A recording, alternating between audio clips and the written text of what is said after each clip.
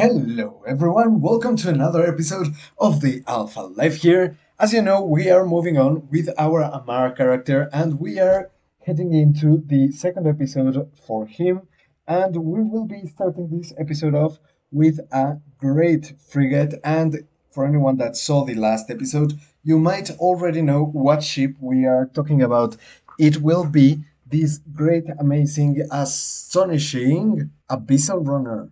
Of course, if anyone knows, you or anyone has been watching any Eve videos in the past few years, the Punisher has been a staple of running Abyssals, especially early on. You know, a lot of videos of day one alpha characters running Abyss in Punishers and even being able to run T1 electrical Punishers, which I have one of those feats right under here. Of course, this is not my feat, but the one we're gonna be talking about is I just made it while I this is the second time I have actually tried to record this video because I was going to record with the other feed and then I realized that maybe I should make my own feed. I've been stealing from other creators long enough. But definitely, if you want to see the T1 electric Punisher video, please do let me know in the comments below. So let's get into the feed that we are actually going to be using.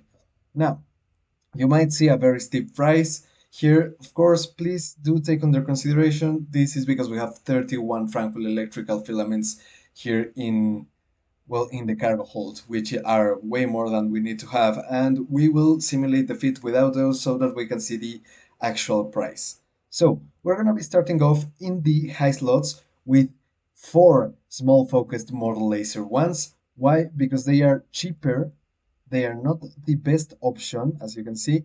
Model lasers are the third best option, and the most expensive ones would be the small focused modulated energy beam ones, but we do not necessarily need those for T0 Abyssal. So we're going to be using the small focused model laser ones. Of course, we're going to have to use different ammunition. I am currently rocking Multifrequency S, but we are also going to be using some radio, some gamma, and some ultraviolet S. Next up, we're gonna move on to the mid slots with a 5mm YT8 compact micro warp drive and a small compact PV acid cap battery. Why the micro warp drive? Well, in this case, basically just for the speed. We want to be able to do these abyssal runs as fast as possible so that we can do as many abyssal runs as we possibly can. Of course, as usual, I will leave the feed in the description below. Please consider taking it.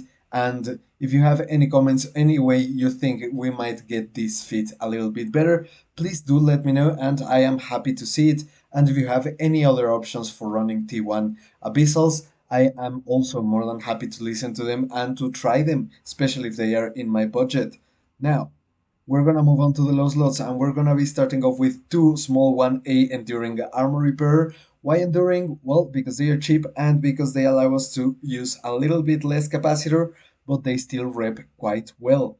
Next up, we're gonna go to 2 extruded compact heatsinks. Why? Because we get them from rats, we get them as loot, they are cheap and they are gonna be great for us. And then a damage control tech one. Why? Because it's the cheap one. This is considering that you're a starting character and you want to get into T0 Abyssals as fast as possible. Of course, I'm also going to make a little bit easier skill-wise fit Coercer that can also run T0 Abyssals. Of course, you will make a little bit less money, but if you don't have enough skills, for example, to get the Capacitor to where mine is at or under 100%, I really would recommend going that route before moving into frigates. Even if you're just starting out, this is the first time you start running on Abyssals, I do recommend you take a destroyer first and I will get to work on that Coercer video as soon as possible. Next, for the rigs, we're gonna go to 3 small capacitor control circuit ones. Why? So that they can help us a little bit with that capacitor situation. As you will see, if we take one of those off, we are at minus 92% capacitor. Of course, this is not a problem in electrical abyssal because we will get double capacitor, which means as long as this percentage number right here is under 100%, we shouldn't have any problem being cap stable inside the abyssal. But the thing is that some rats will notice, so that's why I like having a little bit extra juice there. And of course, as we have already spoken, a little bit more ammunition, and those tranquil electrical filaments. Of course, if we take those out, you will see that the price goes really way down because electric filaments are some of the most expensive because they are some of the easiest to run thanks to this particular incredible shape. So let's go on out there and check out how are we going to be running these Abyssal sites. As you can see, I am in the Amar Trade Hub. This is the place that I have chosen as base for this particular series. And we are going to have to look for a system that's 0.8 or lower, or we will not be able to activate our filaments. So we're just going to move on through the gates to see, okay, this one is a 0.7. So let's go to it. I'm just checking for others. Yeah, I think that's the best one. So we're just gonna want to jump, and as you can see, I just made this feed like 5 minutes ago. So I'm gonna sort everything here just because I like it neat and tidy. And while we're jumping away, we're gonna right click on our ship, get to our pilot and click form fleet with. Why? Well, we're really going to have to do this every single time that we open up or we want to run abyssals, whether in destroyers or in frigates, we need to be in a fleet. So let's. Ooh. Okay, I think it didn't want to do the session change because of the fleet thing. But well, so let's see if we have any locations here. We do not. I'm gonna show you guys how to put up an abyssal running location. We're gonna look for the sun. Here, you may have a tab that's called travel. You look for the sun there, and we're gonna want to warp to 100, and then we're gonna press Ctrl B and name it Abyss. Okay? And we're gonna hit expire never. In which folder you should put it, wherever you want. And then when you're mid warp, like here, you're just gonna click enter, and that's where the safe spot will be.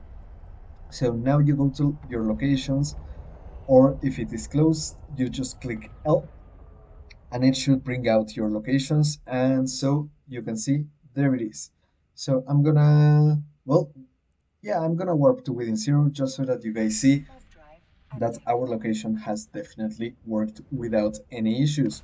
But you can also warp at 100 of the sun and you can technically run abyssals there, but I don't recommend it, especially if you have expensive ships. Of course, this one doesn't count, but if you're running it with expensive ships and you get used to running abyssals or you have a lot of loot, you're likely to get ganked in a particularly public place. So be careful with that. And now we're gonna double click on the filaments and we're gonna click activate for fleet. So now when the abyssal trace opens, we are going to enter it like it was a warp gate. And so we go into the depths of the abyss and we will see how this feat runs. I'm gonna try to hunt for the most difficult spawns, but I do not make any promises that I will find them. Of course, I don't want to spend an incredible amount of time just running this site. I'm gonna keep at range with the drones because they are a little bit hard to track, but thanks to that micro warp drive, we are actually able to get close to them really, really fast, and we start applying damage right away. I do recommend that you use the keep at range operation. It'll really help you out a lot. And now we get to start our first armor repair and see how well we do. Okay, as you can see, we are currently having some issues with the tracking, so we could get that a little bit better, but just one of the armor repairers is definitely having no problems at all. Maybe I'm gonna right click, keep at range, maybe at 7500, so that we can get further away from him and he has to come to us so that we can get a little bit better transversal against him and apply better hits. And there, down he goes. Of course, as you will see, we are, thanks to Electrical Abyss, we are absolutely cap stable, 18%. So that's great. We're just gonna take down the loot box, loot everything, and activate the gate. And as you can see, that's it. It's a really simple fit to use, but you do have to train a little bit your Amar frigate skills, your laser skills, your armor repairing skills and your capacitor skills, your engineering, to be able to fly it. So there is a little bit of a barrier of entry. That's why we are going to be doing the destroyer. Ooh, a skybreaker. This is great. This is exactly the one I wanted to have. So we're gonna. What should we do? Yeah, let's keep him at 5,000. Let's activate the second armor repairer and let's get ready to kill him. See how much damage we can take from him and whether or not we need to get out. Fortunately, we are fast enough so we will be able to get in and out away from him as much as we need to. And so far we're getting good hits, smashings and penetrates. So we are doing alright so far. He hasn't shot at us yet, but so far we haven't had any problems. And by keeping... Oh, there we go, first strike. And so far our armor repairers are not having any issues tanking it. Let's hope he doesn't destroy me just after I have said that.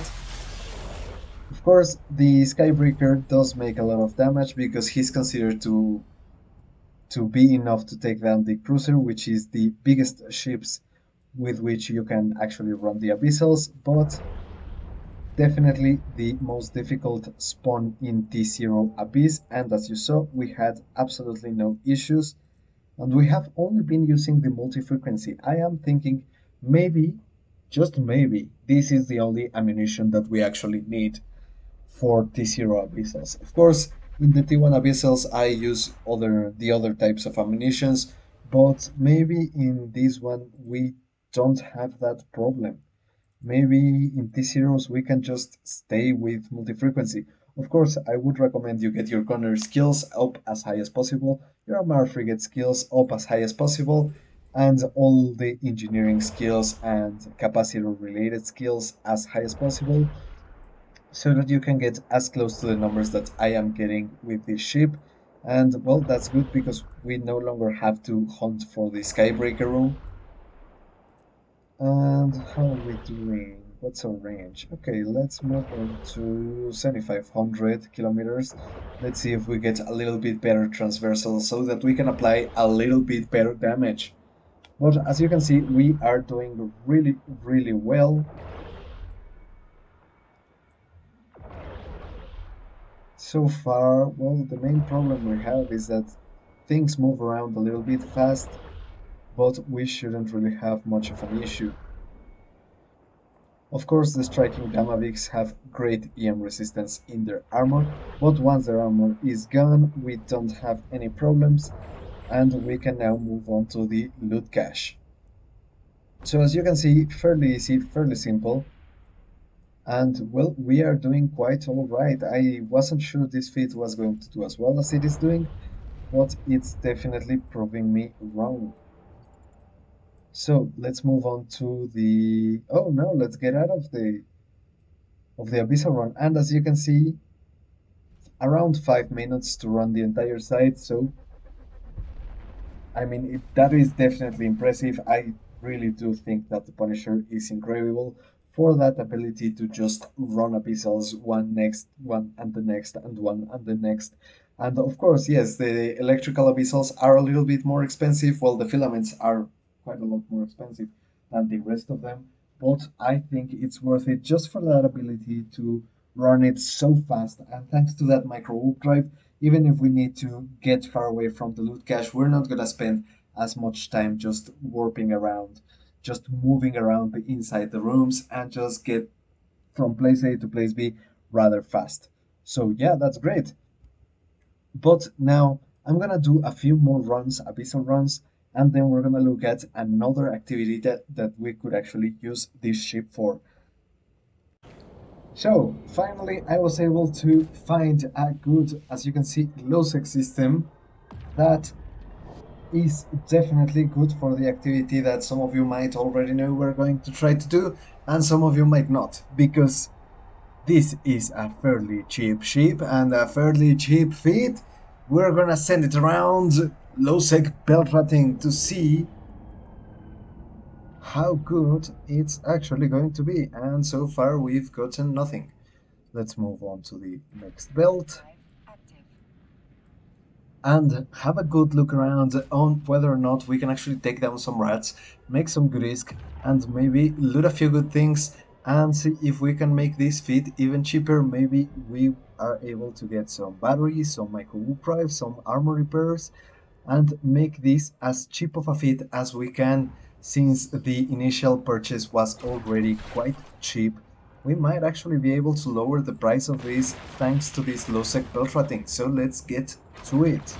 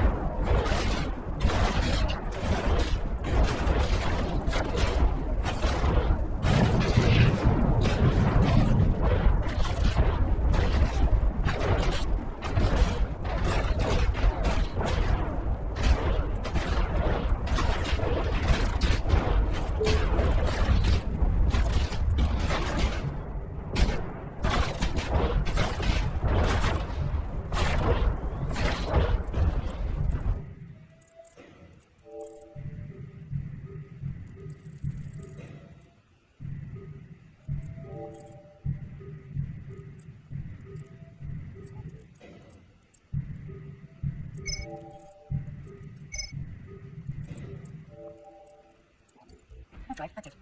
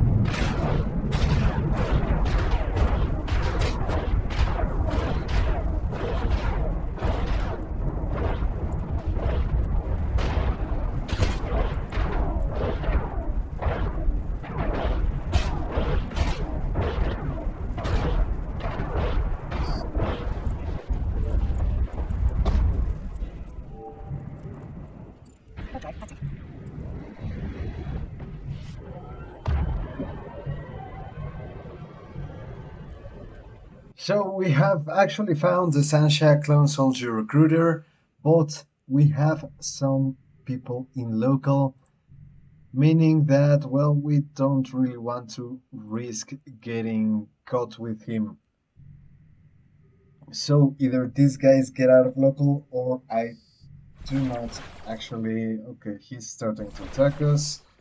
So we're gonna have to not engage this clone soldier. Unfortunately, I am not able at the moment to see whether or not we can take him down, mainly because I have a little bit of a worry with these two guys in local. One of them has been here for a very long time. Okay, he's gone, but this one has been here for quite a long time. And he has a negative standing. Of course, that isn't necessarily bad, but it just makes it more likely for him to hunt us down.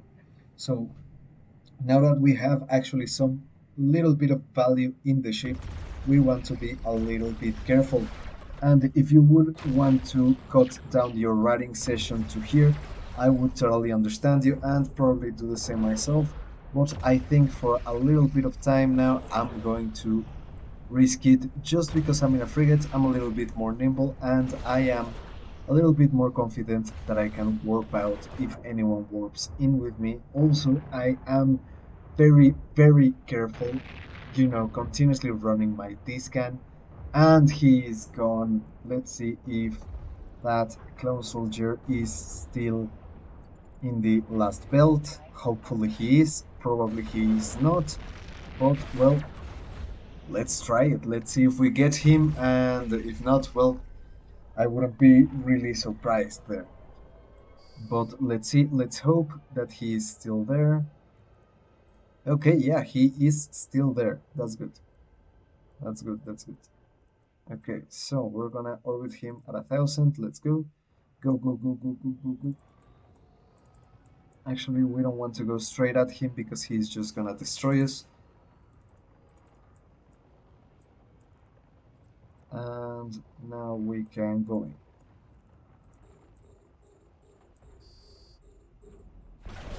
Where are you? There you are. Okay. I'm just gonna preemptively start up the reps. We have gotten the first tick for 1,000,000 is. That's good. Let's see if our armor repairer can actually tank those missiles, because the guns will not have a problem. Those guns will not be able to hit us, but that continuous damage of the missile might get us in the end. And, well, of course, the clone soldier has a very, very high shield, so we want to be careful with that a little bit. So we are getting some grazing shots. I'm gonna orbit him a little bit further away at 2500 and see how well we actually do. Okay, we got a little bit hit there, but it's okay. We're getting a penetrating shot. Okay, maybe this will be a little bit better because we need to continuously do as much damage as we actually can to this clone soldier so that we can take him down as fast as we can. And of course, remember, the clone soldier tags are also pretty much guaranteed. You need to solve them at low sec stations, I believe, at NPC low sec stations, but they are guaranteed risk, and that's the good thing. Also, their bounties are pretty nice. 1,000,000 for this one, I think, is really, really nice. And yeah, those resistances are definitely high, but, well, all clone soldiers have very high resistances. And so far, we are, well, I was going to say that we're doing alright, but, well, I saw him rep almost to 100%, but I think we are back on track now. Of course, he reps a lot and we might be here for quite a long time, so I think I'm gonna silence myself and speed this part up for you guys a little bit.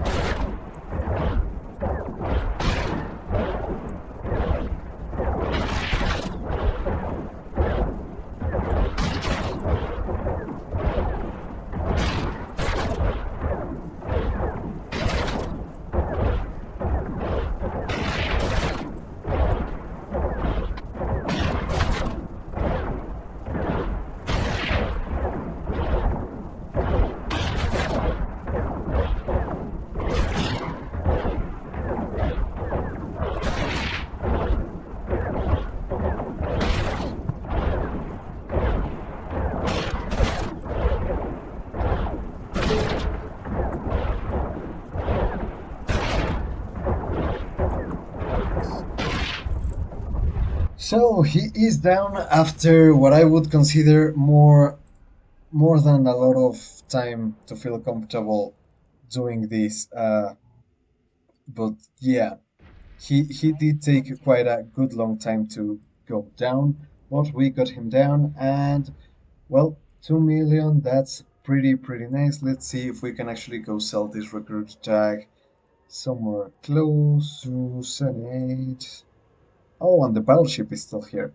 That's nice. So, we will check on that a little bit later. I think I'm just going to destroy the frigates and loot them just because we have spent so much time killing that clone soldier. We don't really want to linger on this system much longer. I think I'm just gonna continue taking down smaller things so that we can get those ticks a little bit higher. And then I think I'm gonna call it in here in lowsec because it's very active lowsec apparently.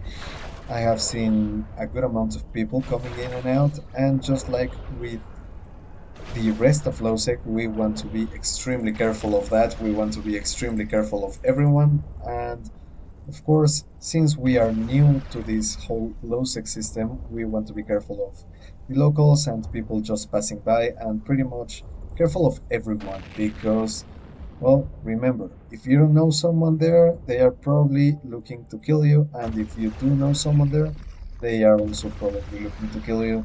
So always be careful around lowsec, watch out around lowsec, and never get caught not paying attention.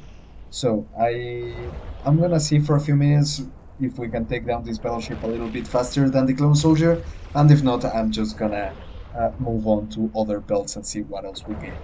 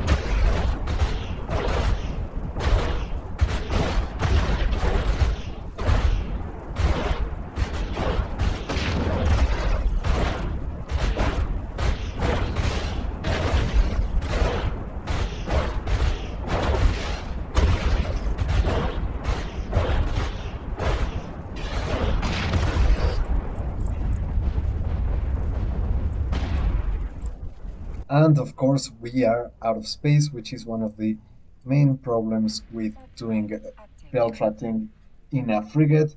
But, well, it is what it is. I think we have pretty much paid for this one and potentially the next one, considering that we're also going to be using it to run some more Abyss sites and, well, for hopefully to be able to pay for the next one that we're going to have, hopefully to run these T1 electrical sites. I think I'm gonna make that video a little bit after I finish the whole entire MR series, but if you guys want it earlier, please do let me know in the comments below. I'm just gonna have a quick look around the belts just so that, well, if we get any small ships, well, smaller than that, I was thinking about getting them, but no. I think we only have time enough for frigates. You know, we have been spotted by quite a lot of locals, and well, we don't want to be waited around when we make our way back into HiSec. So this has been this episode, guys. Thank you also very much for watching. Let me know in the comments below if you have anything you would like me to try, if you like the way I have improved my editing, or if you think it's still as awful as always, and if the audio has improved, please do let me know that. If not, I will make changes accordingly, but please do let me know, give me a comment, please consider giving me a like, and if you like the content that I'm making, a subscribe too. This has been the Alpha Life. Thank you also very much for watching, and I will see you in the next one.